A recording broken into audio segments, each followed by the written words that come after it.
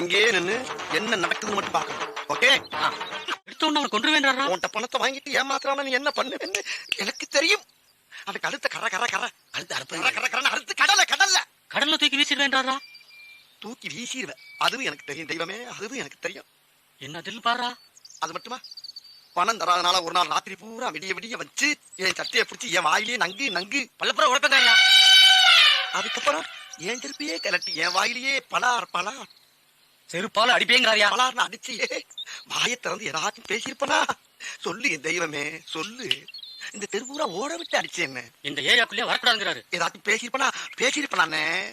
இன்னொரு தடவை இந்த நாயை தேடி இந்த ஸ்பாட்டுக்கு நீ வந்த, அது உனக்கு அசிங்கம்னே தெய்வமே, உனக்கு அசிங்கம். வாடா நாயே அப்படின்னு சொன்னேன்னா நாய் மாதிரி வாலாட்டிக்கிட்டு அங்க வந்துருவண்ணே, தெரியுதா? எப்படியோ இன்னைக்கு கையால் ஆக்சனை காட்டி நம்ம பசங்க பூரா வரையும் கவர்த்திட்டோம்.